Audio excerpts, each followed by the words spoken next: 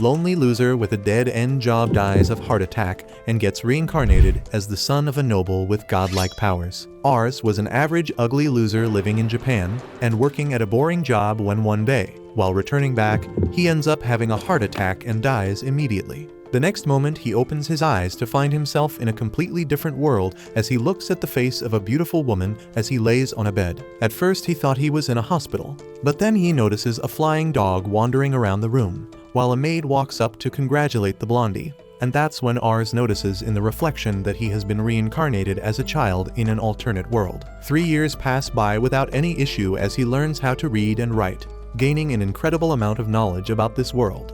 He learns that the kingdom where they live is called the Summerforth Kingdom, which used to be divided into 7 different kingdoms before one of them waged war and captured the continent. Inside of the kingdom, he was born in the family of a noble lord of a small village town called Lamberg. He also learns that magic is practiced in this world, which excites him the most. But learning magic remains a dream for him because of his young age. His life is very luxurious as he lives in a huge house, has several servants who always take care of all his needs, while the in-house chef cooks tasty meals every single day. Another thing that is different about him is that he seems to have an ability which no one knows about. To test it, he goes down to the training hall where all the household guards and people with the ambition to join the ranks of soldiers come to train. Everyone seems very happy to see him as he sits down when he spots a man getting his ass handed to him while trying to learn how to fight with a spear. Ars uses his special ability which shows him the stats of any person he wants. He notices that the guy has D rank abilities with a spear and a sword, but he seems to have a B rank in archery. He immediately runs up to him and asks him whether he has ever tired using a bow and an arrow, which the guy doesn't take seriously and laughs it off, as he thinks archery is for cowards and women. Ars tells him that he should definitely try using a bow and arrow once, and the guy would have refused to even try it out.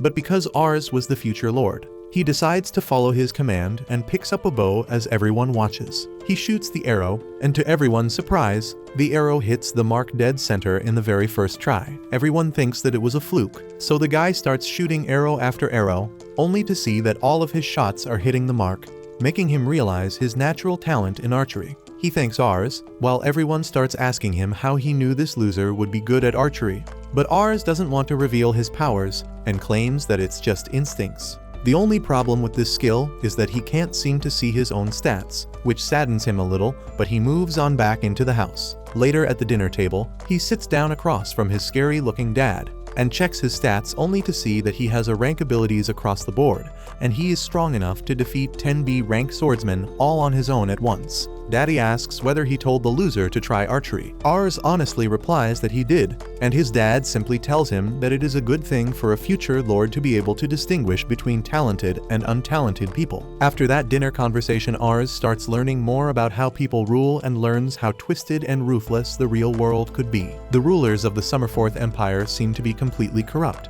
while farmers and poor people are revolting all over the area because of poor living conditions, while the politicians are working against the people by using police brutality and other underhanded methods, which makes this world the same as America. He realizes that if this keeps happening, the entire continent will be wrapped in a civil war, and he will probably be forced to lead his forces into battle. This thought truly scares him as he is not a warrior yet and doubts whether a person like him will be able to keep his family and the people of Lamberg safe and sound. The next morning, he sneaks out of the house and starts wandering through the streets of the village market.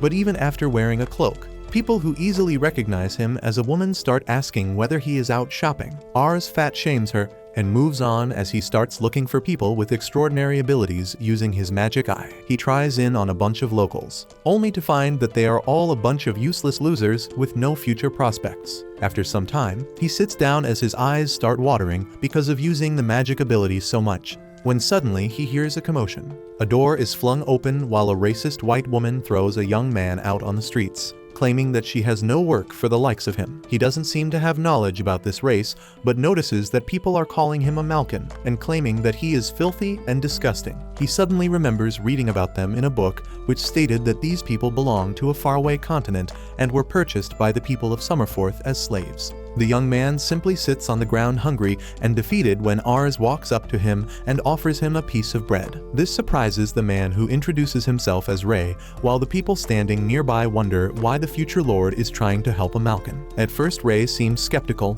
but slowly takes the bread and starts hungrily eating it, while Ars uses his magic eye to check his stats.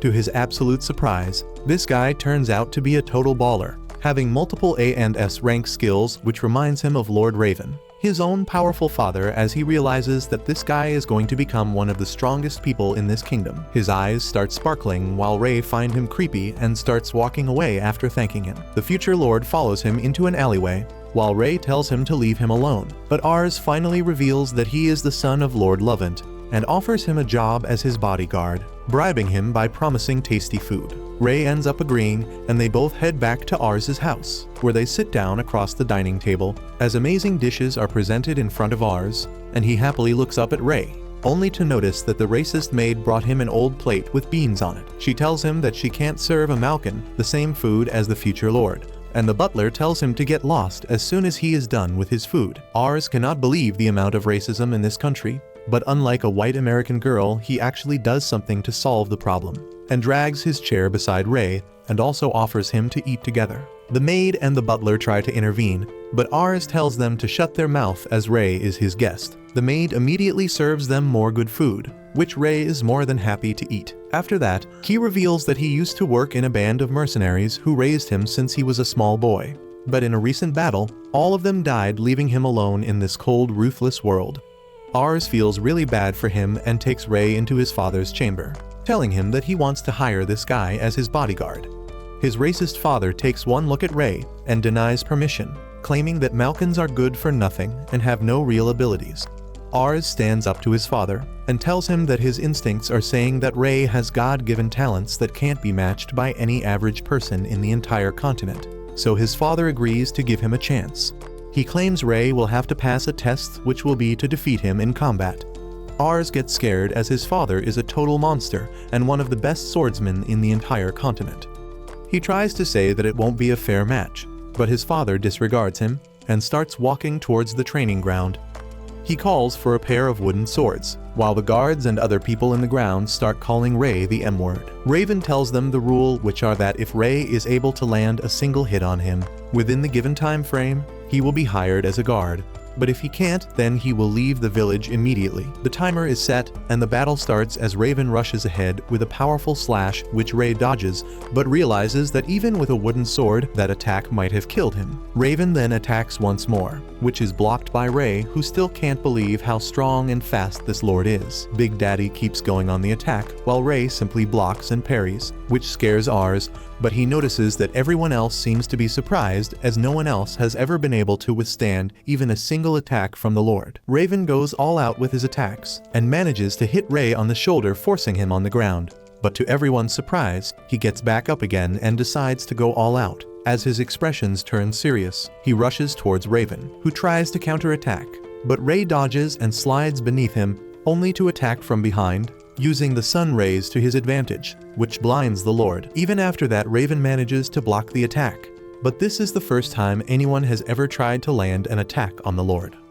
Just when Ray was getting in the groove, Raven tells him that the time is over, but decides to give Ray the win because no one ever came this close to actually landing a hit on him. Ars is overjoyed and congratulates Ray, while his father commends Ars for being able to find another talented individual, claiming that he really seems to have a God-given ability, while the rest of the guards and soldiers surround Ray, asking him for tips and begging him to train with them. Later that day, Ray wears a dress to symbolize his acceptance in the household, and drops to his knees before pledging his allegiance to Ars. Several months have passed by since Ray joined Ars and started working at their house, and even though at first the other workers were a bit racist against him because of his skin color, slowly but surely all of them came to like him. He spars and teaches the soldiers how to hone their skills better, and ever since he started getting lessons from from R's tutor, his intelligence skyrocketed to the point where he is currently the most intelligent person in their household. Ray also ended up wooing the maids who once hated him, but now like him for his polite demeanor and handsome face. From the past couple of days, Ray and Rs have started having study sessions together where they read up about the history of this continent, alongside the current political situation in each domain. They read up about how the Summerforth Kingdom used to be a force to be reckoned with and was the strongest kingdom by far. But according to Ray, the kingdom is in a state of serious decline as the old king ended up dying while his son, the new king, is only 8 years old. According to him,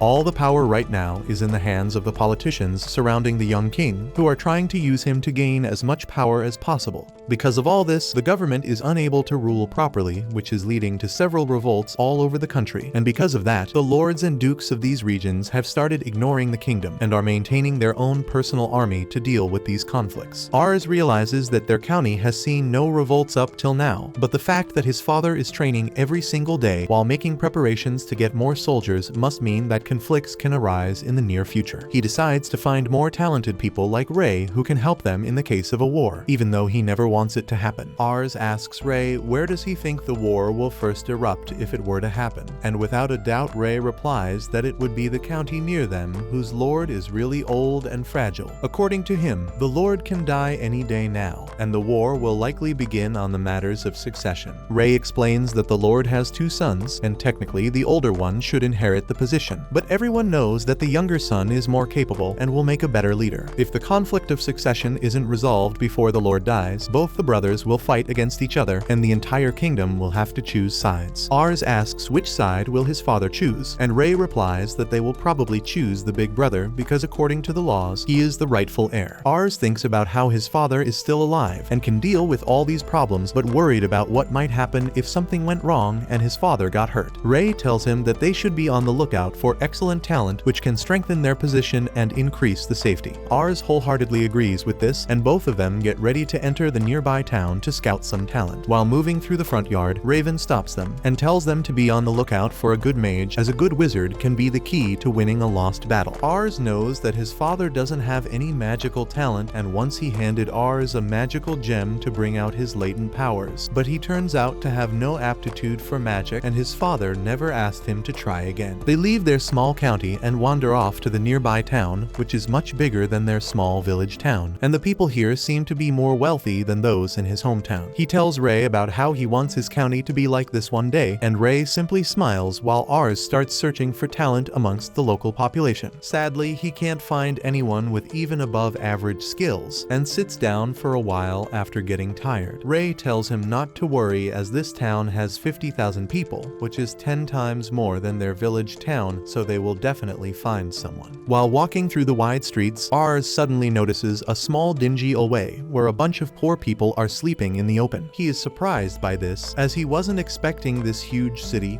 with so many rich people to have such poverty. Ray gives him a life lesson and tells him that every place that has a lot of rich people will have people living in extreme poverty, which makes Rs reconsider his dreams of making his village town like this city. A little while later, they enter the main market and Rs's eyes start sparkling as he notices so many things being sold. Suddenly, he hears a man claiming to sell dragon eggs imported from a different continent, and Rs is immediately sold on the idea of having a pet dragon whom he can ride whenever he wants. He immediately asks the seller how much they cost, and with a sly smile, the seller replies that he will sell these extremely rare eggs for a price of 1 silver each. Rs immediately tells him that he will buy 3 and starts shuffling through his bag to get the money, when Ray pushes him back and puts a dagger on the seller's throat. He tells the seller that he dared to sell a noble counterfeit items which should be punishable by death, but the seller tells him that he didn't do anything wrong. Ray claims that he can't have these eggs imported officially or legally, as from the past 1 year,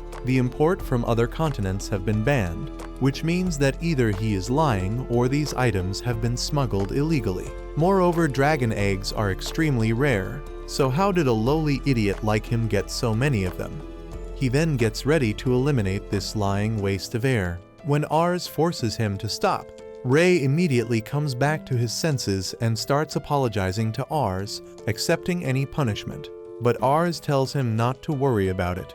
Later they sit down to have lunch, when Rs decides to get some dessert from a stall, To his surprise, a pickpocket runs into Ars, stealing his pouch of money and runs off with it. Ray immediately grabs Ars and starts running after the thief, who starts weaving in and out of the crowd. But Ray manages to snag the cloak off to reveal a young blue-haired girl.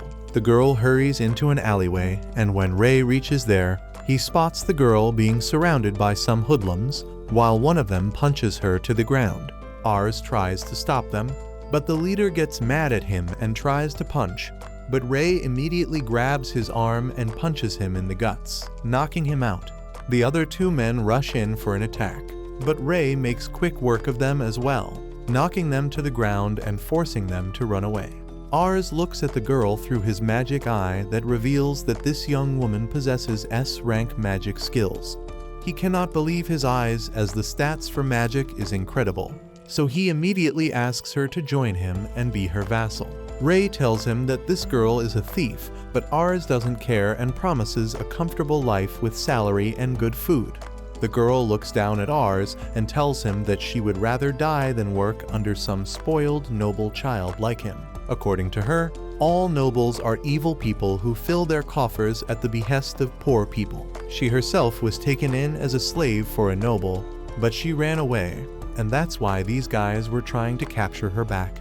Ars tries to reason with her and tells her that she would make an excellent mage, but the girl replies that she has never even tried magic before. Ray realizes that it's a lost cause and asks the girl to return the pouch bag, which she does without arguing. Suddenly, a bunch of small kinds enter the alleyway and start huddling around the girl, as it turns out that she is taking care of these orphans and feeding them. Ars feels bad and gives her the pouch, and they soon leave as the evening sets. Later that night, Ars sits on the balcony, wondering whether he will ever find such talent again, when they hear a bunch of kids crying and screaming for the thief girl. They immediately head down to ask the kids what happened, and they all cry about how 3 men attacked and took Char with them.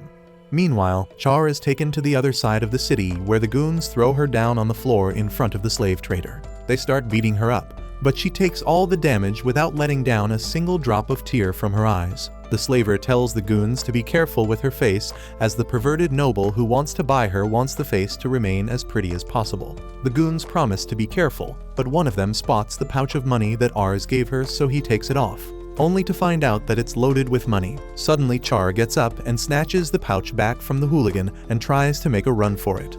But the goons are faster and manage to catch her again and pin her to the ground. The slaver tells her to accept her fate, as even if she manages to escape, she will simply live a life of misery, always running away, and will die a horrible death. Before he could break her spirit any further, the door swings open violently, injuring the man guarding it as Ray enters the room, blocking the first punch and dealing with the next 2 goons with extreme ease, as he throws his knife at the guy standing next to the trader. The slaver immediately tells everyone to stop, so they can talk, but Ars ends up running into the room and asks Char if she is fine.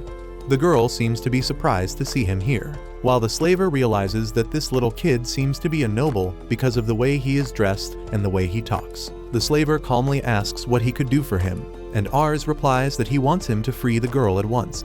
The slaver replies that he can't do that because he is not doing anything illegal, as it's perfectly illegal to sell slaves in this county. Ars tells him that he doesn't care about all of that, when Char ends up telling him to run away if he wants to save himself. He turns around to look at her and checks her stats once again and finds out that her ambition is 1, which means that she has totally lost hope for any future. He starts blabbering about how every person deserves to have a hope and a future that they can look up to, which the slaver finds very amusing and starts laughing, as the only futures a slave can hope for is serving a good master respectfully. Ars gets mad and tells him to stop laughing, as adults are supposed to make sure the children stay safe, and claims that it's up to her to decide what she wants to do in the future, and not scummy slavers like him. Char is deeply touched by this speech, as she thinks about how she can't remember the last time that she ever cried. Ever since she was young, she had to deal with life alone as she wandered around the streets, staying in dark alleyways during the rainstorms and even winters, while she looked at people who had life much easier. She was forced to steal to make ends meet, and even then she couldn't sustain herself or anyone else, no matter how hard she tried. Watching someone stand up for her made her emotional, as tears starts flowing down her cheeks. The slaver has had enough though, and claims that he was talking very respectfully because the kid was a noble. But now he is interrupting business for no good reason, and he is a little too early to be this woke. A bunch of goons come down the stairs and gather around them as he threatens to hurt them. But Ars simply looks at Ray, who tells him not to worry as everything is under control. One of the goons tells Ars to shoot up as he hates yappy kids, but Ray grabs him by the throat and lifts him up in the air before slamming him to the ground, telling everyone that they have made a huge mistake by trash-talking Lord Ars, and now they are going to pay the price for this crime, which is death. He takes out his dagger, while a hooligan breaks a bottle and tells everyone to surround Ray as he is alone. This doesn't work, however, as Ray dodges each and every blow with elegance and precision, while he slashes a couple of them in the abdomen and throws his knife at another one. Before he could continue, one of the goons grab him from behind with a knife, but Ray simply slams him to the ground, scaring the slaver, who calls for the mages. The two mages immediately chant their basic fire spells and shoot it at Ray, who easily slashes through their magic and beats the crap out of them as well. The slaver is terrified at this point, so he finally calls for the trump card, as a giant of a man erupts from upstairs, guzzling down some ale as he walks down. He asks what the ruckus is about, and the slaver explains to him what's happening, which angers the man as he gets ready to kick these people out. Char tells Ars that this guy is a giant problem and that he should run away, but Ars checks his stats and tells Char that it should be an easy match. And just as he said, Ray easily dodges the first attack by hanging from the chandelier and then jumps down to kick him in the face. The man gets pissed and rushes in to grab Ray, but he is way too strong and good at fighting, and immediately ends the match by a clean uppercut to the chin, which knocks the fatty out. The slaver is pretty scared by now and tells them that what they are doing is illegal. But Ars takes out a pouch filled with coins and tells him that he will buy her. The slaver claims that he already sold the girl to another noble, but Ray steps in and tells the slaver that they are taking the girl anyways, so he can take the money if he wants or stay penniless and deal with the other noble. The slaver ends up folding at this threat and accepts the money, legally selling Char to Ars. By the time they exit the slaver's office, it's already morning. But before they could go anywhere, Char claims that she wants to show them something. She takes them up to a hill where Ars struggles to walk, looking just like me, but finally reaches the summit only to see the most beautiful view of the town. She claims that this was her secret place to come whenever she felt down and wanted to show them as a token of gratitude. Ars takes in the gorgeous view, while Ray hands her a magic locket to test out how strong her magic is. She puts it on her neck and warns them that she doesn't think she has any magic as she has never tried it.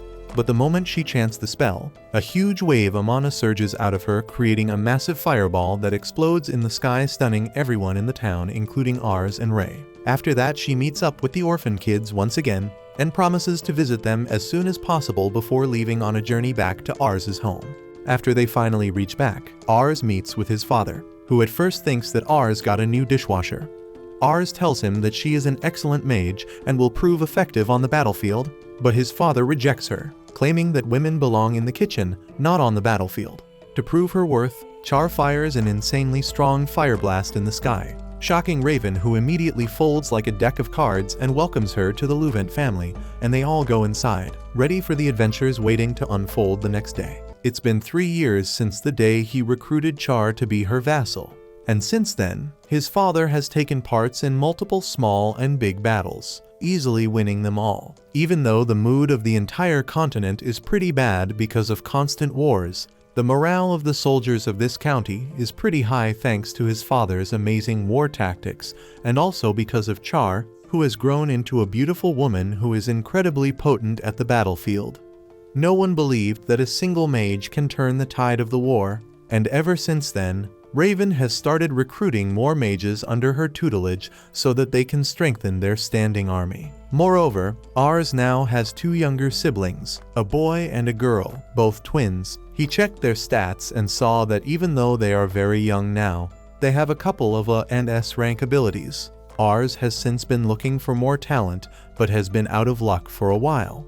But Ray tells him that he has found some information about 2 hunter brothers who are supposed to be pretty highly skilled. Ars gets excited immediately and tells him that they should head over to meet them and check whether their abilities are for real or not. A little while later, he heads out to the forest alongside Ray to find the small hut in the forest where the hunters live when they are intercepted by Char, who is sitting atop a tree branch eating a sandwich. Ars tells her that they got some information about a couple of hunters who moved into these woods recently, and they are just heading out to meet up with them. Char tells him that she is free for the day, so she will also go with him as his escort to make sure he stays safe, and that she definitely does, as she puts him between two airbags to make sure he is protected in the case of a crash. While Ray gets jealous and tells her that maybe she should walk because the horse is being strained by so much weight. She tells him that she has been fighting in wars and getting results, so maybe he should show him some respect. While they were bickering, some bushes start rustling and a wild boar appears out of nowhere, scaring the horse, but is immediately shot down by an arrow. Suddenly, two guys emerge from the dense thickets, happy that they landed the kill. When they suddenly see the guests, they immediately head over and ask whether they are okay, as they didn't know there were people around. Ars tells them that they are fine and asks whether they are the Hunter brothers who recently moved here. The brothers reply that they did move here recently, so Ars quickly checks their stats only to realize that they have pretty decent stats. These stats are well above average, but nothing crazy. The brothers take him back to their place, where the father treats them with a whole load of fresh meat from the hunt on the table, while apologizing if it wasn't enough, as he had no idea that the son of the Lord might visit him. Ars smiles at him happily, claiming that this is more than enough, while Char can't stop herself and starts enjoying the feast. The father asks Ars what is he here for, and Ars replies that he heard tales of his son being great hunters, so he wanted to check them out for himself. And after analyzing them, he claims that he wants them to join the Lovent County Army, as they can be of huge help there. The father is beyond happy, as he can't even believe that his sons can get the chance to become a high-ranking soldiers. While Ars was asking about the youngest son, Char notices that a small boy tries to steal a piece of bread and quietly runs away. But his father scolds him and tells him to properly introduce himself. Ars doesn't think much of it first, but decides to check his stats regardless. What he sees next completely blows his mind, as the kid has 100 plus intellect and is an S-rank tactician. He spills all the drink as he starts coughing, while thinking that this amount of intellect is legendary, and he doubts that anyone in the entire kingdom can beat him in terms of smartness. His father apologizes for the kid and claims that unlike his older brother, Rose is pretty clumsy. But Ars's eyes are starry as he looks at him, and claims that he definitely wants to make Rose his vassal. This shocks the old man as well as his sons, who can't believe it.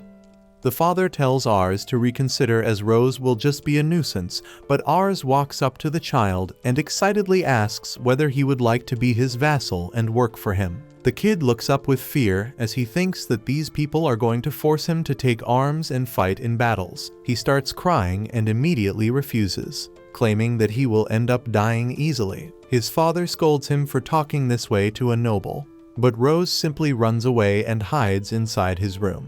Ars is sad because he keeps getting rejected all the time, but the father apologizes to Ars, claiming that Rose is no good, as ever since his mother died, Rose has kept himself shut off inside the room alone, and unlike his brothers, he never practices archery or wood splitting, making him a bad hunter. Ars tells the dad that physical strength is not everything, and that unlike his brothers, he has an incredible amount of intelligence, which will make him an excellent tactician. Ars doesn't want to back off, and tells the old man that he will try to convince him once more. He enters the room where he spots the young boy reading a book.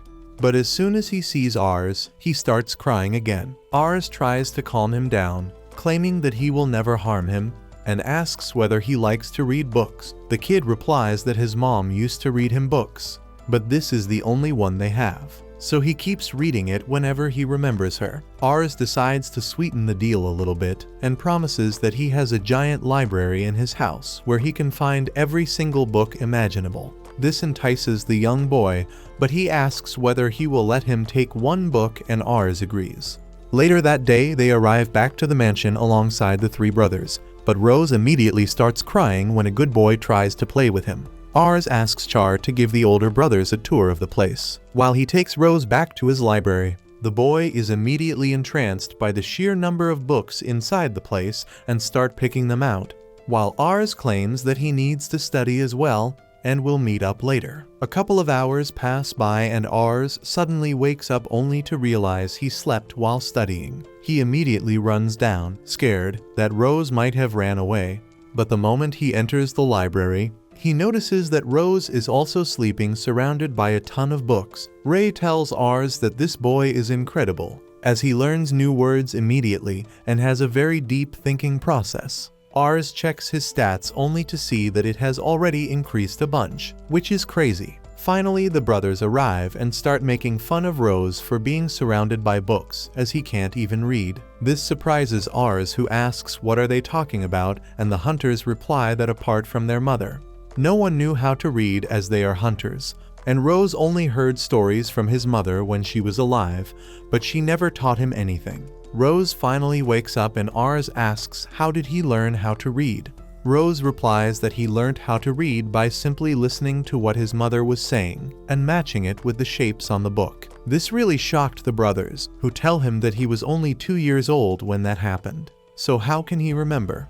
But Rose drops a bombshell by saying that he basically remembers every single thing from the day he was born. The next day, Ars decides to boost Rose's confidence and tells him that archery is not the only way to hunt, and that he can also learn how to make traps. Rose replies that he has already thought about it, but never had the confidence, so Ars tells him to try it out. A while later, the old man arrives in the jungle, only to see a huge trap in the middle, while the older brothers excitedly tell him that Rose made this trap all by himself, which already has a bunch of boars stuck in it. Rose explains that he realized that the male boars are angered by the color yellow, so he painted the hanging door with that color, which made the boar hit it, and he gets trapped inside. Moreover, he hung a special herb around the boundary to make sure the females and the babies stay away, as they don't like the smell of that plant. This will ensure that they don't overhunt the babies, which can reduce their population and cause extinction. He excitedly looks at his dad for approval, but doesn't get any, which saddens him even more. That night, he sits down in his room alone, blaming himself for his mother's death because after giving birth to him she got ill. He cries in the room alone when he overhears his brothers and his father climbing atop the roof to have a drink. The brothers ask why his father was so strict with Rose, and the dad starts crying, claiming that it's all his fault for always being strict with him, just because he was bad at hunting. He claims that he is being cold to him right now because he wants Rose to hate him, so that he feels like he doesn't need his dad, and leaves for Lord Ars's place, where his abilities will be rewarded greatly, and he will live a happy life. Rose hears all this and cries, realizing that his dad loves him. The next morning, Ars comes to pick the older brothers up, thinking that Rose would never agree to come. But to his surprise, the little boy rushes outside with a huge bag. He tells his dad that he can never hate him and promises that he will become a great man. And then he will come back to his dad and they will always live together. His dad starts crying, and finally all the brothers take oaths of loyalty to the young lord, as they become his vassals waiting for the adventures ahead. 3 more years pass, and when Ars turns 9, his father falls ill. Ars requests him to let him lead their army into the war instead of him, but his father refuses. 1 year ago, the Duke of Mission passed away from old age and named his younger son as his successor. However, the older brother refused to accept the will, and blamed that his brother had manipulated it to become the new duke. Since the older brother had recently shown some great feats in the war, many nobles supported him in the War of Succession. This resulted in Mission being split into 2 because of a civil war, and the neighboring Duchy of Sates took this chance to invade them, making things even more tense. Ars believes that he must go to war, but his father tells him that there are more important things he needs to do since his fiancée is coming here. Ars freaks out on hearing about a fiancé, and his dad remarks that he must have forgotten to tell him that he was engaged before even being born. He hands his son a letter from his fiancée, and Ars immediately runs to his friends to alert them about the emergency. He is flustered because he never knew he had a fiancée, and now she is coming to visit him. A maid immediately tells him that his fiancée is already at the gate, and Ars nervously goes there to receive her. In his past life, he didn't even have a girlfriend, so he is nervous about how to treat his fiancée. The girl introduces herself as Lisha, and Ars is smitten by her cuteness before realizing that her diplomacy stat is 100 and her ambition is 80. He is taken aback and thinks that Lisha is a dangerous person who might try to take over his family while pretending to be a sweet girl. However, as she smiles at him, he suddenly forgets about stopping her from taking over his family and starts simping for her instead. He invites her in, and Lisha and her butler see all the servants hurrying to make preparations to welcome her. Her butler is about to turn racist on seeing Ray, but Lisha stops him. She knows about Ray and his great achievements on the battlefield and asks her butler to apologize for being rude to him. The butler apologizes to Ars, who says that it is fine. After that, the maids gift Lisha a bouquet of roses to welcome her, and she cheerfully accepts it. She walks around the house, complimenting it and politely greeting all the servants there. Ars can only stare at her in awe, unable to understand her true intentions. Soon, they sit for dinner, and Lisha points out that he has some sauce on his face. Ars is flustered and quickly wipes it, while thinking that Lisha is really good at communication, and even he can make small talk with her effortlessly. She is super cute too, and if he had not seen her high diplomacy and ambition beforehand, he would have already fallen in love with her. Lisha then remarks that she saw the city of Lamberg on the way, and it appeared quite lively to her. Ars says that he would have loved to show her around if the weather was clear, and Lisha tells him that it will be soon. Almost instantly, it stops raining and the clouds part, giving way to sunshine. Ars freaks out and asks Lisha if she can control the weather by any chance. She denies the allegations and says that she just saw the clouds on her way here and figured out that they would pass quickly. Lisha asks Ars to show her around the town now that the weather has cleared, and he is more than happy to do that. They head to the market, and everyone greets Ars and asks him about the girl with him. He introduces her as his fiancée, and the ladies immediately start spreading around the good news. Ars soon comes to a place where two merchants are fighting because one of them delivered the wrong type of magic stones to the other. Ars thinks that he must resolve the fight as the heir of this territory, otherwise Lisha will declare him incompetent and usurp the territory. Suddenly, Char comes there and offers to one-shot the two merchants to silence them for good, but Lisha tells her that she can't. She immediately identifies her as the legendary magician and claims that she is a great fan. Lisha butters Char up and asks for a handshake and succeeds in winning her over. After that, she asks Ars to let her handle the conflict in exchange for a small favor from him,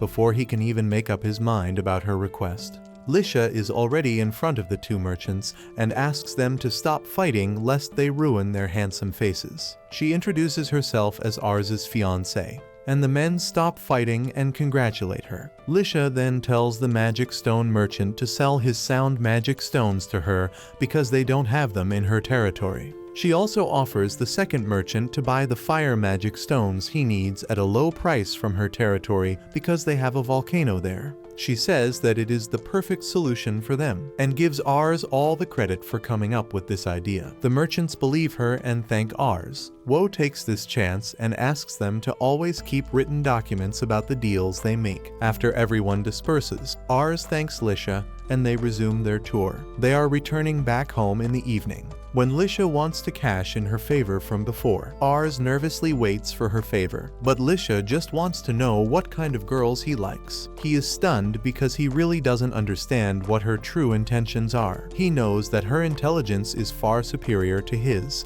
but he is ready to take his chances. He tells Lisha that he likes people who are honest and truthfully express their intentions. She simply smiles and says that she will take it as a reference. That night, they have a nice dinner, and then Ars goes to sleep, still wondering what his fiancée's true intentions are. As he lifts his bedsheet, he is shocked to find Lisha hiding there, but she asks him to be quiet. Ars says that she is in the wrong room, but Lisha tells him that she came here on purpose to surprise him. She refers to their conversation where he told her that he likes honest people, and she wants to talk honestly to him now. Ars pours them tea to start the conversation, and Lisha asks him what he thinks of her. He spits out his tea because of the sudden question, and asks her what she means. Lisha reveals that she has a skill that can allow her to see a person's emotions even when they are hiding it. When she met Ars for the first time, the emotion she read on his his face was doubt. Lisha claims that she tried to be friendly to him to lessen his doubt, but it only grew, and he even asked her to be honest with her. She asks Ars what exactly is he suspicious about, and he realizes that all this trouble started because he had a look at her status. He decides to be honest with her, and reveals that he can see the various attributes of other people. He saw her high diplomacy and ambition,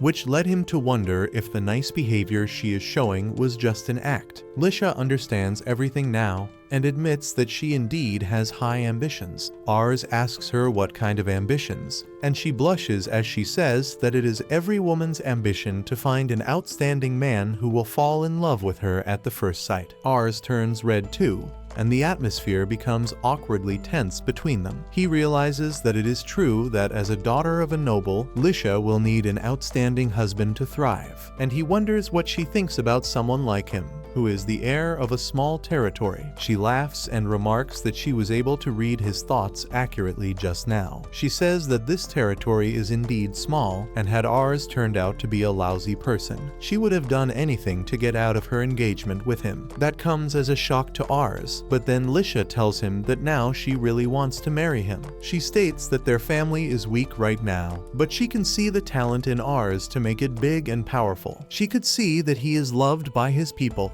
and everyone was genuinely happy when they learnt that he had a fiancée. Lisha claims that it was enough proof that he is an amazing man, so she has fallen in love with him. Ars turns red on hearing that, and then she wishes him good night as she returns to her room. He freaks out once he is left alone, and realizes that Lisha's ambition was really cute. Outside his door, Lisha is also still flustered about the bold actions she took by sneaking into a boy's room and confessing her feelings, but she also feels really happy about it. The next day, she returns back to her territory, thinking about how the world of nobles is a foul place full of greed and lies. The nobles will use any method to pull others down and rise up. Lisha has always been troubled by her ability to read other people's emotions, because their emotions were always nasty. She thought her ability was a curse until the day she saw a woman happily married to a strong and prosperous man. That day, she realized that if she also gets to marry a man of outstanding power and reputation,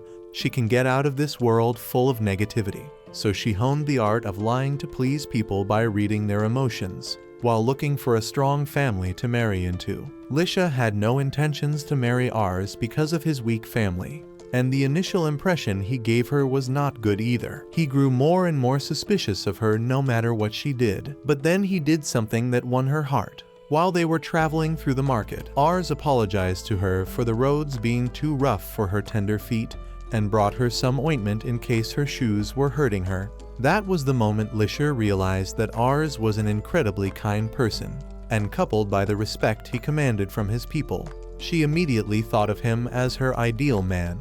She fell in love with him at that moment. Now, Lisha thinks that Ars is capable and strong, but he is also kind, and she cannot let that become his weakness. As someone who will one day be the closest person to him, she swears that she will destroy all obstacles that come in the way of their happy future.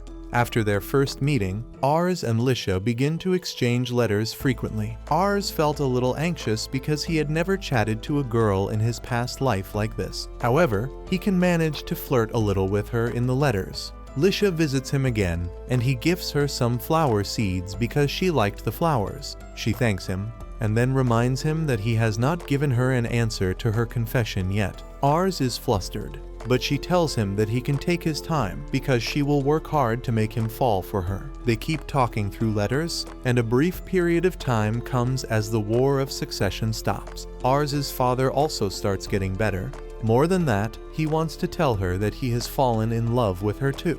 Some time passes and Lord Raven's health starts getting worse and worse, as the doctor comes out of his room and tells young Ars that maybe it's time that he starts preparing his mind for the worst to come. Ars feels really anxious about this whole situation. Meanwhile, the current ruler of Mission ends up getting assassinated by a soldier who stabs him in the back like the Mad King and then tries to run away. Unfortunately, the assassin ends up getting cornered, so he ends up jumping out the window and takes his own life. The next night, this news reaches Lord Raven, who reads the letter in front of his loyal council, and then asks Rose about his opinions on this matter. Rose explains that now that there is no one sitting at the helm, according to him, a deadly war between the two sons of the late Lord is inevitable, and they should start preparing their forces as well. Raven thinks about the situation and claims that now the county chief in which mission comes will have to choose and support one of the sons in this matter of succession.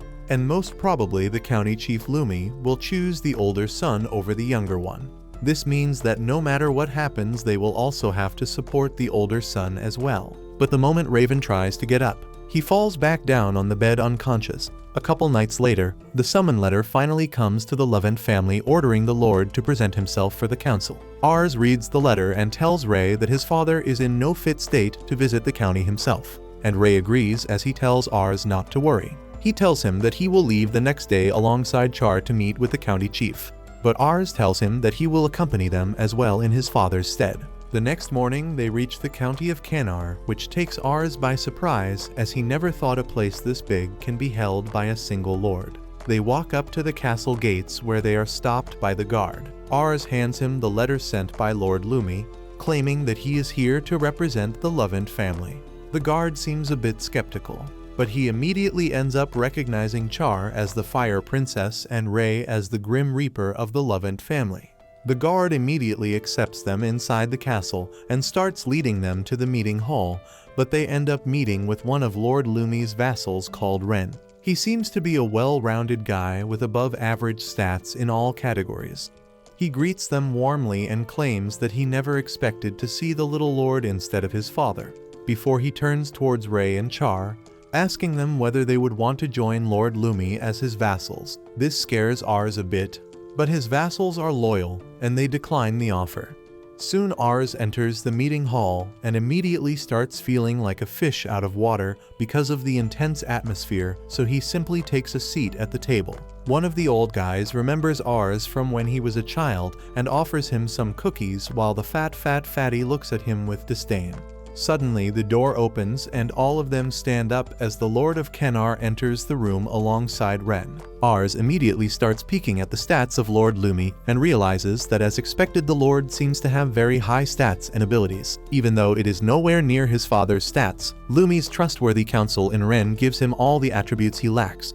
According to Ars, together, both Lumi and Ren are probably going to make the best decisions for the country. The Lord tells the other lords to stay seated, as he explains that the ruler of Mission was murdered, which means that a bloody war is at hand. He tells them that he called all of them out to make it clear that they are all going to support Lord Curran, the older son over the younger son. And if anyone has any issues, they should speak now. Both the old guy as well as the fatty immediately claim that they have no problems with it. Ars also follows their lead and promises to support the older brother in the upcoming war. The Lord continues by saying that all of them should have a standing army at hand, because he fears that the neighboring county may try to take advantage of this situation and attack them. If this happens, they will have to make sure they have enough troops to defend. After that, he dismisses the court, but before leaving, he walks up to Ars and praises him for attending the council in his father's stead. Lumi claims that even though the territory of Lamberg is very small, in recent years they have been acquiring some unbelievable talent, which has resulted in them becoming one of the strongest forces around. He tells Ars to keep up the good work and moves out. Before Ars could move, however, the fatty stops him and introduces himself as Lish's father. He tells Ars that his daughter has been very upset lately because he is not returning her letters anymore. Suddenly Ars remembers that he wanted to send her a reply, but every time he sat down to write, something or the other interrupted him. The fatty claims that he knows his daughter was really smart even since a young age, and because of that, he didn't put a lot of attention on her. Because of this, she started spending more time in the court and learned all the tactics and deceit from the politicians. He finally tells Ars that he was skeptical at first about this boy lord who she wanted to marry, but now he is convinced that Ars can handle her, and he apologizes for glaring at her. Ars apologizes back and promises to write back to her. Back at the Lamberg territory, Lord Raven praises Ars for attending the war council, and calls him a grown man for taking that step. This really makes him happy, but he knows his skills are still very weak, so he starts training every day with Ray. Sadly, even though everyone is improving, he can't seem to improve at all. Ray tells him to take a break, but he refuses as he knows he can't take any chances. He remembers how during every mock battle he was soundly and badly beaten, as no matter how many books he might read, he can't defeat anyone with actual practical experience. Suddenly Rose runs into the yard and gives Ars a letter. The letter turns out to be from Lord Lumi, alerting everyone that the neighboring county is invading the old lord's territory and they need to march against them. This really scares Ars, but he knows his father is not fit to lead an army, so he calls his troops and tries to give a speech. Suddenly, his father appears behind him and claims that he will lead the troops. And when Ars tries to protest, Raven simply replies that he isn't a warrior yet. To prove it, Raven brings a prisoner on death row and tells Ars to watch the execution, promising that if he can remain calm, he will let him lead her troops to battle. The criminal gets taken to the block where he is beheaded immediately, and just as Raven expected, Ars is still too kind and weak as he starts puking on the ground. Raven orders his troops to move out, and they all follow him, leaving poor Ars behind as he cries over his own weakness, wondering whether he will ever see his dad again after this war. The conflict was a drawn-out 1-month battle in which their forces were outnumbered by more than 5,000 men. But because of Rose's excellent tactics that outclassed the enemy generals, Char's magnificent magic attacks that shook the enemies to the core and filled them with fear, while Lord Raven and Ray used their deadly combat abilities to cut through the enemy lines like a hot knife through butter. Their armies finally prevailed and defeated the much larger enemy forces before capturing the castle. After a month-long conquest, Lord Raven and his bannermen returned home 4 days after Ars's 12th birthday. His wife and the 2 younger kids stayed by their father's side as his condition worsened, scared that they would lose their father. By the time night fell, Ars came back bruised and battered towards his father's chamber and asked Ray about the condition of his father. Ray explained what's up with his dad and how bad his conditions are before asking whether someone hurt Ars. He simply replied that he got the injuries while training and that it's not a big deal. He feels sad because his father was forced to lead the conquest, even after being so sick, just because Ars was not ready to do so. Ray assures him it's not his fault because he is still very young, but it doesn't matter to Ars, who thanks him for kind words before turning back. Char tells Ray that she heard he has been training ever since they left on the conquest, and his behavior has changed. He has stopped laughing and has forgotten everything as he trains day and night against people stronger than him in hopes of becoming better. Suddenly, their thoughts are broken by knock at the door, which Ray gets concerned about because it's so late, who it is only to find Lisha alongside her butler waiting in the front door. She seems very concerned and apologizes for coming in so late, but Lisha straight up asks whether Ars is okay. She claims that ever since the conflict started, his letters have become weird. Earlier, they used to be full of emotions as he talked through the letters, but nowadays his letters seem more or less a formality as there are no emotions in them. Ray apologizes from his behalf and tells Lisha not to think badly of him as he has his own reasons. But Lisha claims that she is not upset, but she is just worried about Ars and asks what's up. Ray decides to tell Lisha about all the things that happened involving the execution and how he blames himself for his father's declining health because he wasn't strong enough to take control of the situation. Lisha feels really bad for Ars and decides to go check out on him, but the moment she reaches the training ground, she hears sounds of a very intense sparring match between 2 people. She opens the door to peek inside and notices Ars fighting against one of the soldiers, but he doesn't seem to be strong enough to overpower him. The soldier asks Ars to let the matter rest for today as his body is not in the shape of fighting anymore. Lisha was also going to call him out and tell him to stop. But suddenly Ars gets up on his limping feet and declares that his father was in a worse condition when he was fighting through the war, so it's the least he can do as his son. Hearing this, Lisha changes her mind as she realizes how determined Ars is right now. She turns around to tell the others that they should leave him alone for the time being. Suddenly, a maid comes running and tells them that Lord Raven has regained consciousness and wants to talk. Rose cries happy tears and claims that he will inform Ars, but the maid tells them that the Lord has instructed her to only bring the 3 of them first. Ray, Char, and Rose follow the command and enter Raven's chamber, where they find him sitting weakly. He thanks them for dealing with him on the battlefield while he was sick. He then asks them about their lives in his house and whether they like it here. Ray replies that compared to his old life, this place feels like heaven to him. Rose agrees with the sentiment, claiming that he loves it here. while Char replies that this is the only home that she has ever known. He thanks them for being with his family, even though when they first came Raven wasn't very interested in making them his followers. Ray was a person of color, Rose only 5 years old, and Char was a measly girl, but they all have grown up and proved their usefulness to the Lovend family. He claims that Ars is not yet strong enough to face the battlefield right now, and thrusting lordship upon him at such a small age will be very cruel. But he doesn't think he has any other options now. Standing on the death's doorsteps makes you realize how many things you have left undone, as he regrets not taking Ars to the battlefield before to show him the cruel reality of this world. He always tried to shelter him from the tough cold world, thinking that he could protect him. But now it's too late, as he doesn't think he will survive a lot longer. He talks to them as a father and not as their lord, as he begs with them to support Ars from now on when he can't, and bows in front of them. Tears start falling down Rose's cheeks as he claims that he will study as hard as possible and make sure to help Ars with every single problem that arises. Char claims that he doesn't know anything about leadership, but she wants to help Ars realize his dream of creating a utopia, as she has full faith in him. Ray speaks up and claims that his life was nothing before he met Ars, as he gave meaning to his life, and promises to fight alongside Ars as his sword and shield till the day he dies. They all thank Lord Raven for entrusting them with this task and take their leave. After that, Lisha is called in as the other three leave, and this is the first time Lisha is meeting with Lord Raven. He apologizes for meeting her in this condition and claims that even though she hasn't met him before, he has met her before. It was years ago, when her mother died. Raven also went in the funeral, where he saw Lisha as a young girl crying in grief like any other person would. But when her younger brother started crying because he was hungry, Lisha immediately wiped her tears away and gave her brother some cookies to eat. It was that day Raven realized how kind she was and decided to offer a betrothal to her father with Ars. He begs her to be with Ars during his time of trouble and help him manage the territory. Lisha starts crying as she tells him how hard Ars is trying to be like his father, which brings a smile to his face as he claims that she seems to be truly in love with him. She leaves the chamber only to find Ray looking solemnly at the moon, and after getting out of eyeshot, he bursts out in uncontrollable tears, seeing the condition that Lord Raven was in.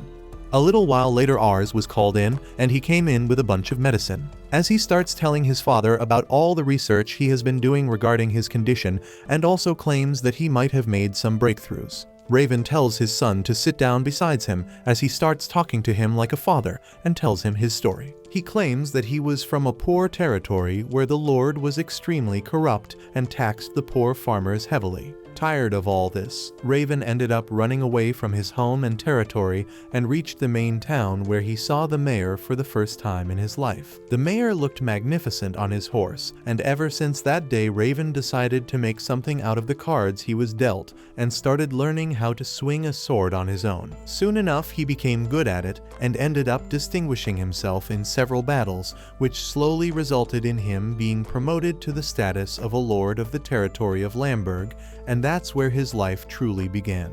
He tells Ars not to blame himself for this situation and claims that he must need to be strong and take care of the people in this territory. Ars starts breaking down but pulls himself together and promises to be a just and good lord when the time comes, and to protect his people and his family from all harm. After that they ended up talking through the entire night as father and son, and by the time the next morning came, Lord Raven was no longer around to take care of his family. The funeral was held that evening, and almost all of Lamberg came to attend the passing of their just and good lord. He called his siblings near him to comfort them before giving his respect to the funeral with the flowers. Tears come down his eyes, but he mans up and tells his subjects that his father has taught him a good many things, and he talked with him the entire night. He claims that his father entrusted him to take care of the entire territory. He turns towards them and honestly claims that he is not as strong as his father, nor is he as seasoned, but he promises to always take care of them to the best of his abilities and asks for their support during these tough times. This really touches the heart of his people as they shout his name, claiming to follow him to the depths of hell. Char remembers the time she was going all out in battle, and Raven came to check on her and told her to take it easy as she is doing excellent anyways.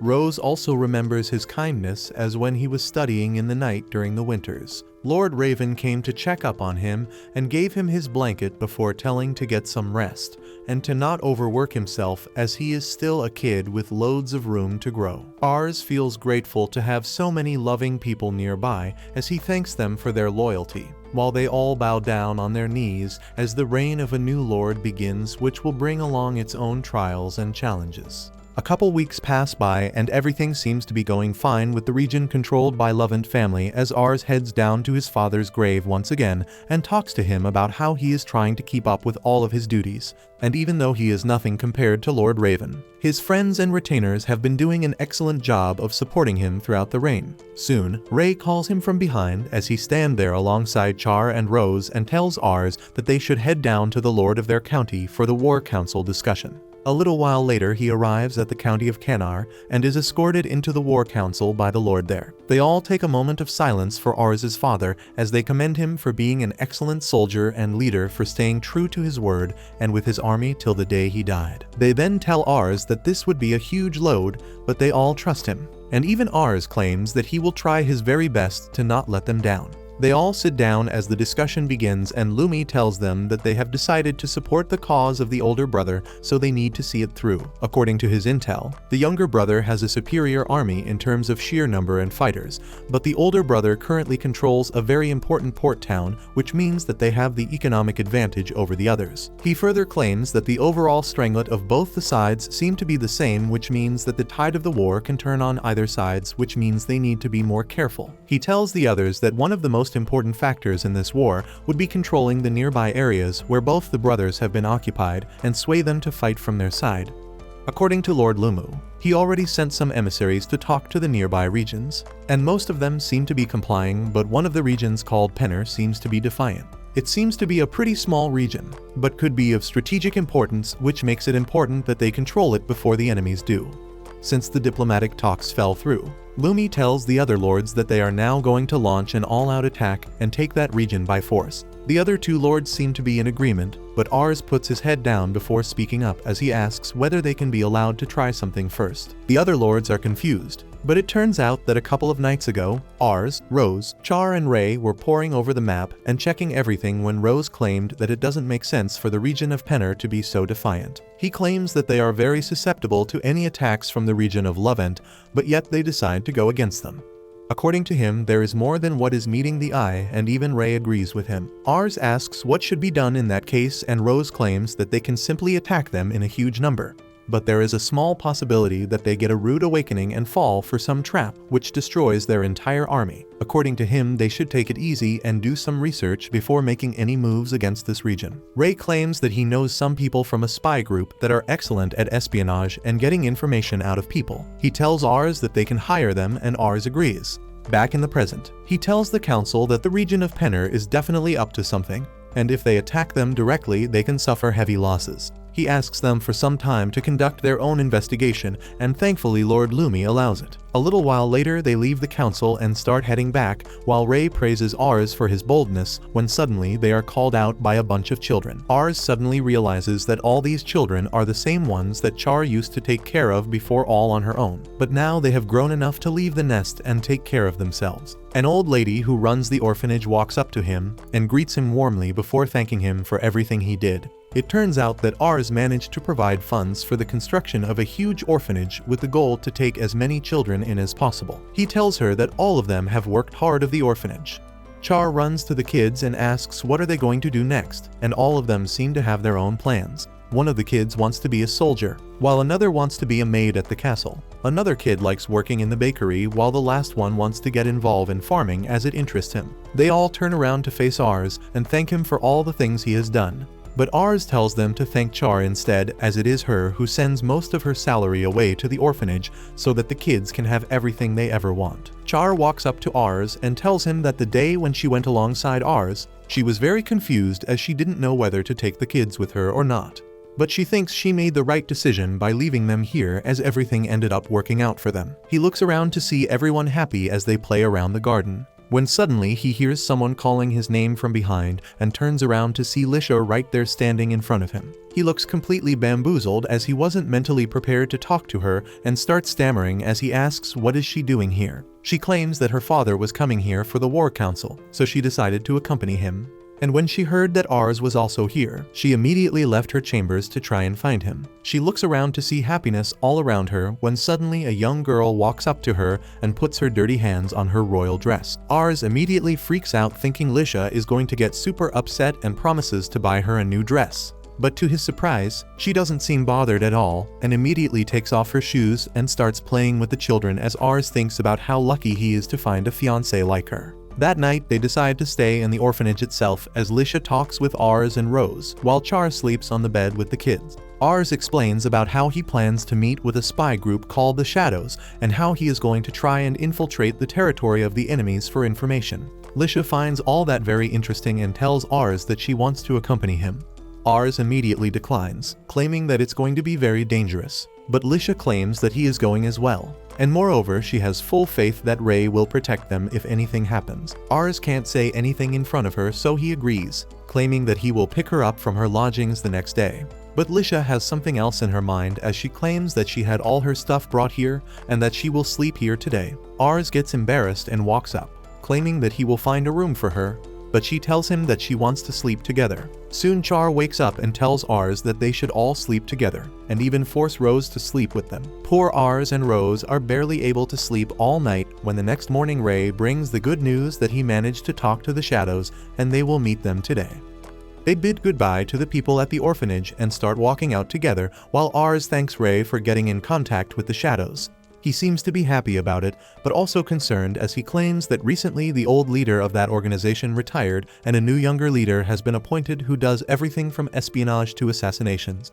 He tells Ars that the new leader is pretty competent, but he only takes up jobs that interest him. Ars tells him that they should offer him good money as Lord Lumi has put his trust in them. But Ray claims that it's not about money at all. They finally enter a tavern when a burly man tells them to scram as they are full. Ars is confused, but Ray walks ahead and tells him a code word. The man immediately tells them that a table just opened and they all take their seats at the back while Char starts looking at what to order. The gentry in the tavern seems to be full of hooligans and tough men as Ars realizes that such an efficient spy organization must be checking up on them as well. He starts looking around with his magic eye to find anyone who stands out, when Char snaps him back and tells him that the waitress is waiting. He turns around to look at the waitress as he asks for a fruit juice when suddenly he gets shocked and his mouth drops open. He doesn't utter a word though and looks down before excusing himself to the washroom. He washes his face and checks up on Ray to confirm that his magic eye isn't broken, but he can't believe that according to the eye, that waitress is actually a man with incredible stats. Suddenly, the waitress appears behind him and grabs him with a knife before taking him in the storeroom as she points a knife at his throat. She asks how the hell did he know her true identity, but before he could reply, the door opens and Ray throws a knife at the leader who dodges the attack before drawing his knife to try and stab Ray, who grabs his arm immediately and asks what the hell is he doing in an angry voice. Suddenly Lisha also enters the room and calmly walks up to the boss, telling him that the person he just threatened is the Lord of Lamberg and the heir to Lovent family. She tells him that after being so rude in their first meeting, he doesn't really have a choice but to accept their job. The leader introduces himself as Pham and simply smiles as he claims that he could simply kill Ars, take his gold and run away. But Lisha suddenly goes dark and tells him that if he ever said anything like that again, she will find him even if he runs to the end of the world and destroy him. Pham simply laughs and agrees to take the job just like that. But he asks how did Ars know who he was. Ars explains his powers and the leader tells them to come to the back room for the talk. Ars is still confused about how Lisha and Ray knew that he was in danger, and Lisha explains that his expressions gave away everything. They all go inside the back room where Ars explains what needs to be done, and Pham immediately agrees to the project before asking for some payment in advance. Ars is happy to do so and asks how much time will it take them to find the information, and to his surprise, Pham tells him to meet them within 5 days right here and he will be ready with all the information. While Ars and others were dealing with Pham, Char had been stuffing food into her mouth like there is no tomorrow. They return soon, and Char remarks that they sure took too long to return from the washroom. Lisha tells them that they met the leader of Shadow and managed to convince him to take up the job. Char is not pleased to hear that because she also wanted to see the leader. Just then, Pham comes there, acting like a femboy maid, and gives them some complimentary pancakes. Char praises the food, and Pham thanks her before cheerfully walking away. He gives Ars a wink as he leaves, and he thinks that if he had not seen his status, he would be completely fooled by that act. 5 days later, Ars and Ray visit the tavern again to find only Fam there. He reveals that the rest of his team is out doing some investigations. Ars asks him who investigated the thing he asked for, and Fam replies that he did it personally because it seemed interesting. Ars looks at his stats again and notices that while his intelligence is too high, his command stat is mid. Fam then tells Ars that the investigation was successful, and he is glad to hear that. He wants to know how could Fam complete the investigation in such a short time, and he just smirks, saying that it is a trade secret. He then reveals the reason why Perrin County is not siding with the First Prince. Fam gives Ars a document, which turns out to be an alliance paper with signatures and seals of all the nobles who have sworn loyalty to the younger son of the Duke. Perrin County's seal is also there, but Ray recognizes that there is also the seal of the Massa County, a territory with a large population. Ray explains that the Massa County has a very strong army, and whichever side they join will have a clear advantage in the war. The Massa County had pledged allegiance to the elder son Curran, but now that their name is on an alliance paper with the other side, things are bound to get complicated. Ray tells Ars that if this paper is genuine, it means that Massa County is betraying them. Ars asks why would they do so, but Fam can't give him an answer. Ray believes that at this rate, they are at a clear disadvantage, and if they attack Perrin, Massa will counterattack and defeat them. Ray then turns to Fam and asks him if the paper is real. He knows that Fam can't reveal his trade secret, but it is hard to believe that he got his hands on something so important no matter what kind of technique he used. Fam assures him that the paper came directly from the house of the Perrin country chief. As for his ability, he refuses to share it with anyone, no matter how much he trusts them. Ray accepts his words and then apologizes for doubting him. But Fam doesn't mind it since it is a part of his job. Ars is super impressed by how cool Fam acts and thinks of him as a real-life ninja. He takes out the money to pay him, but Fam says that there is no need to pay him because he was rude to Ars the last time. Ars tries insisting, but Fam is adamant. He tells the boy to consider it as an apology and an investment. Ars accepts his sentiment and thanks him for the job while promising to pay him more for the next mission. With that, he tells Ray that they should report the betrayal of the Massa County to the council immediately. As Lord Lumi receives the alliance paper, he first questions its authenticity. After Ars vouches that it is the real deal, Lord Lumi begins considering the seriousness of the situation. He tells his assistant to immediately send this message to their nearby allies. He then praises Ars, saying that if he had not worked so hard, they would have walked right into the enemy's trap. Ars tries acting modest, but then Lumi's assistant finds that there is something wrong with the alliance paper. He takes everyone to the office, where compares the signature of the Massa chief on the alliance paper with another official letter they have. He points out to the clear differences in the seal and the signature, and remarks that the rest of the seals and signatures seem authentic. Ars is unable to realize what this means, so Lumi tells him that the Massa County has not joined the side of the younger son. He speculates that the Perrin County was tricked into believing the fake signature, and that is why they joined the side of the younger son. Ars and his friends are stunned as they hear this, and Lumi asks them to trust his assistant's judgment because he has got an eye for such details. Ars uses his appraisal skill on the assistant and finds that while he has high intelligence and observation stats, but that information does not cover his true abilities. After that, Ars wants to know that why would someone set up an obvious lie that will soon be found out. Ray believes that it was just a ploy to buy time, and even Rose agrees with him. Rose believes that the enemy is trying to use Perrin as a stepping stone by letting them face their forces first. That way, the main forces of the enemy would be unharmed even after the battle had passed. Lumi figures out another thing. He believes that the enemy forces are after the exploding monastones that are found only in the Perrin County. They are extremely rare and powerful magic stones that can be used to cast powerful spells and create powerful weapons. After hearing all this, Rose suggests that they should not invade Perrin. He explains that since Perrin was supposed to be on their side originally, if they fight it, they will be walking right into the trap of the younger son. He believes that their best course of action is to tell Perrin the truth and make it ally with them instead. Lumi thinks that it is a good idea, but he has sent numerous messages to Perrin but has not gotten a single response yet. Well, the genius strategist has a plan for that too. First, Ars visits the leader of Massa County with the alliance paper, and he is shocked to see that someone forged his seal and signature. He swears that it is a fake because he signed no such document. Ars replies that they were already expecting that, and the fake alliance paper has been created by the younger son to trick Perrin into joining them. He requests Count Massa to write an official letter to tell Perrin that the signature is fake, but he is too furious and decides to go there and clear the misunderstanding personally.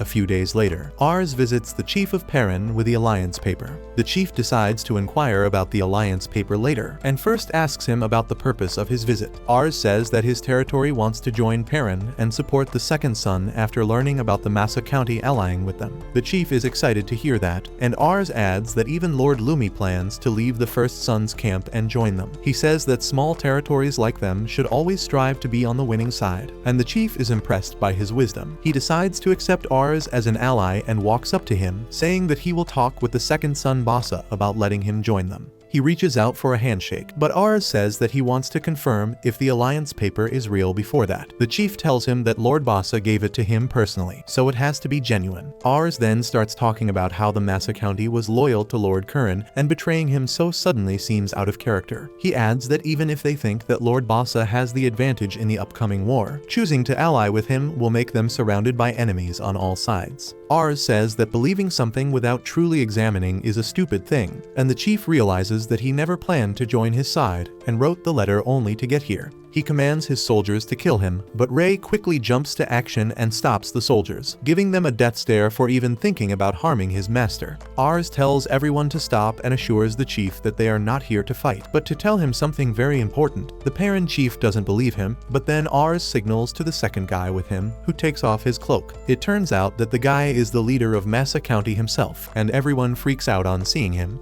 Count Massa declares that the alliance paper is fake and he never signed it. He asks the Perrin chief if he still wishes to join Bassa's side after knowing all this. He nervously says that after learning the truth he wants to side with Lord Curran, but he had already betrayed him before. He is worried that Lord Curran won't accept him now. Count Massa believes that his worries are legit. He then tells him that because their territory has a large population, it makes them strong, but it also means that there are more people to protect. He insists that any lord would want that, but it is Lord Perrin's fault that he was fooled and almost led his people to their demise. Count Massa then says that since it was Ars who informed him of this matter, he wants to leave the final decision in his hands. Ars freaks out because he was not ready for this, but after steadying himself, he says that it is only human to make mistakes. He says that he doesn't want to cut off Lord Perrin just because of one mistake. He smiles, adding that he is glad that they were able to resolve this matter without any violence. He tells Lord Perrin that this is his second chance and asks him to join their side. The old man gratefully takes his offer and promises to be useful to them in the war. Everyone is pleased by this solution,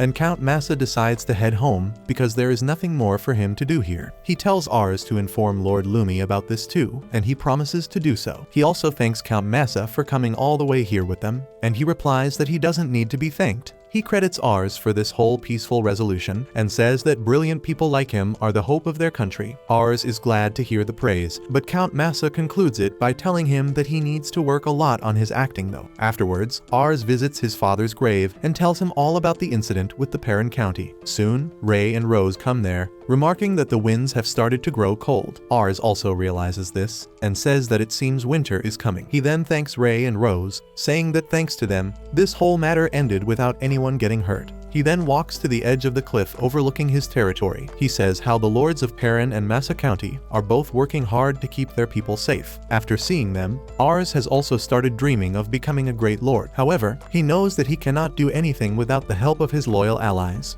Ray promises to always be by his side and protect him no matter what kind of enemy he faces. Just then, a maid comes running to tell Ars that a guest has come. Moments later, Lord Lumi is at his location, and he first pays his respects to Raven and apologizes for coming too late. Then, he reveals that Lord Curran wants to meet Ars. Ars freaks out on hearing that because there is too big level gap between them, and he says that he can't possibly meet someone as important as Lord Curran. Lumi replies that he reported the matter with Perrin to Curran, who seemed to be very interested in Ars. That is still too much for him to process, and he says that he will try to prepare himself mentally to see him. To his shock, he doesn't have any time to do that. Lumi tells Ars that they are going to depart right now, and he freaks out yet again. He says that he doesn't even have any gifts prepared and starts backing away, but Ray and Rose tell him to stop hesitating. They say that this is their chance to get ahead, so they must go. Ars decides to accept their advice, even though he is still too nervous.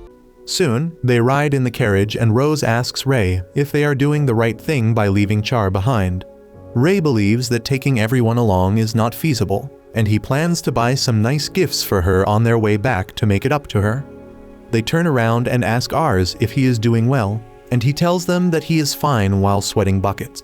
He still can't believe that a lowly rural lord like him has been summoned by Curran, who will become the duke of the territory soon in the future.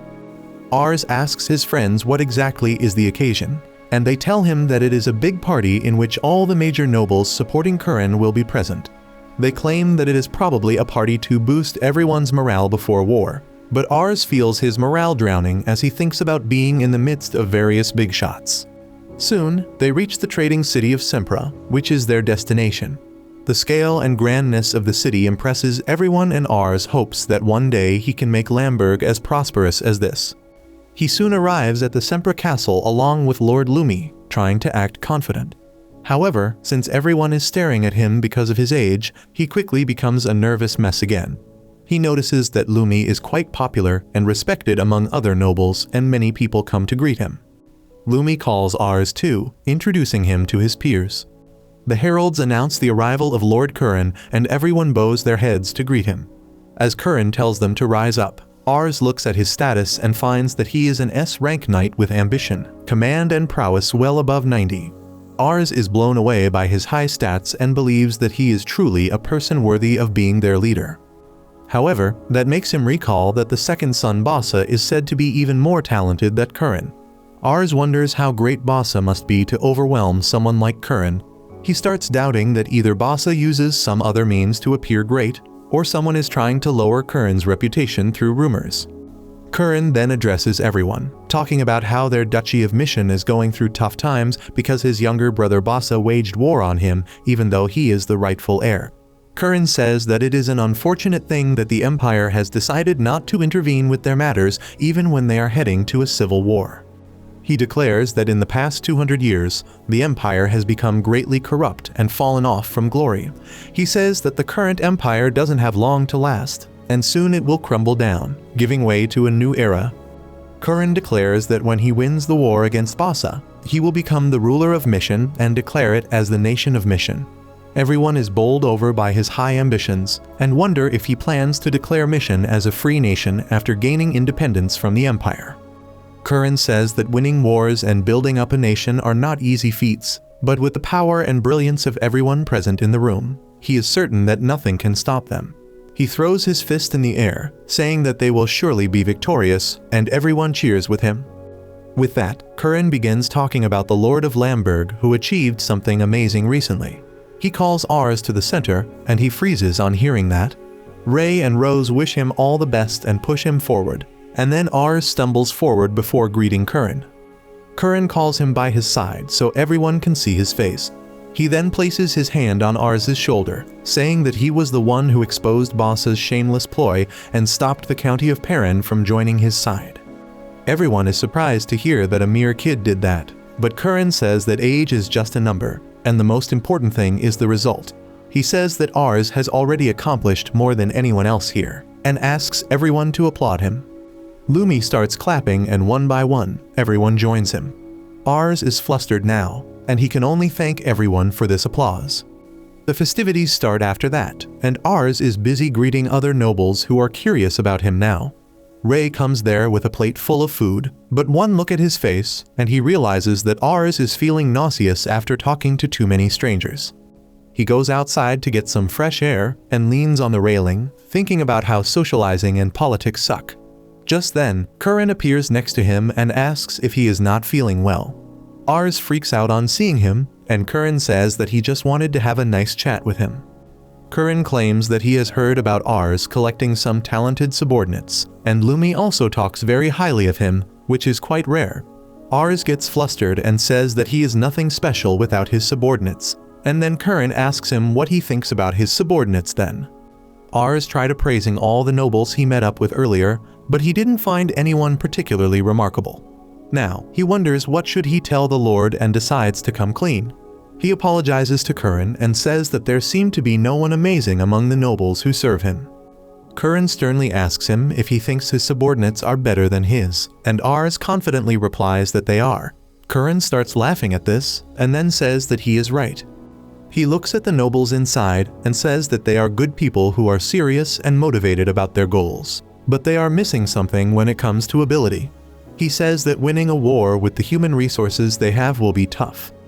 Ars asks him to elaborate, and Curran says that there are many talented people on the other side. He says that even if they have a stronger army and more money, it is not meaningful if the leader is incompetent. Curran then says that this is the exact reason he is really happy about hearing the work Ars did. He says that he has great hopes from him, and Ars can only thank him.